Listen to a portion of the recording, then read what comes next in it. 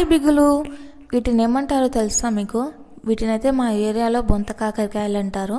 మరి మీ ఏరియాలో ఏమంటారో కామెంట్ చేసి చెప్పండి. ఇవైతే చాలా రేర్గా దొరుకుతాయి. సంవత్సరంలో ఒకటేసారి వస్తాయి. సీజన్ బట్టి కాస్తాయి కదా ఇవి. కానీ మనం ఏ సీజన్లో దొరికేటివి ఆ సీజన్లో ఖచ్చితంగా తినాలి. ఎందుకంటే నెక్స్ట్ ఇయర్ వరకు మనం ఎలా ఉంటామో తెలియదు, తినే టైం ఉంటుందో ఉండదో కూడా తెలియదు. కాబట్టి ఖచ్చితంగా టైం ఉన్నప్పుడే తినాలి. వీటిని అయితే ఫస్ట్ ఉడకబెట్టుకోవాలి. ఉడకబెట్టుకున్న తర్వాత వాటి పైన ఉన్న పొట్టు అంతా మంచిగా నీట్గా క్లీన్ చేసుకోవాలి. అప్పుడే కూర బాగా టేస్ట్గా ఉంటుంది. ఇవి కచ్చికాయలు, అందుకే కొంచెం ఇత్తులు అనేటివి ఇట్లా పచ్చి పచ్చిగా ఉన్నవి. పండుకాయ అయితేనేమో మంచిగా దానిమ్మ గింజలు ఎలా ఉంటాయో సేమ్ అట్లా ఉంటాయి. ఇలా పండుగ ఉన్నవైతే భలే టేస్ట్గా ఉంటాయి. ఇవైతే కాకరకాయలు. మీరు ఎప్పుడన్నా తిన్నారా వీటిని? చెప్పండి కామెంట్ బాక్స్లో. ఇప్పటికీ వీటిని గుర్తుపట్టే వాళ్ళు కూడా చాలా తక్కువ మందే ఉంటారు. ఇప్పుడున్న జనరేషన్లో అయితే అసలు ఇవేంటివో కూడా తెలిసి ఉండదు. కూరకైతే మంచిగా పచ్చిమిరపకాయలు, ఆనియన్స్ మంచిగా కట్ చేసి పెట్టుకున్నాం.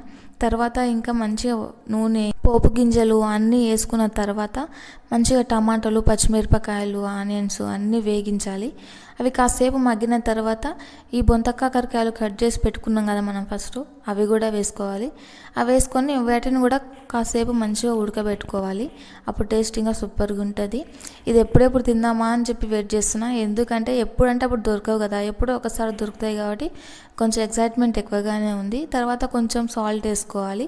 ఆల్రెడీ మనం పచ్చిమిరపకాయలు వేసుకున్నాం కాబట్టి కొంచెం కారం వేసుకుంటే సరిపోద్ది. కూర అయితే సూపర్ అయింది. స్మెల్గా కడుపు నిండిపోతుంది. నాకైతే ఎప్పుడు తిందామా అనిపిస్తుంది.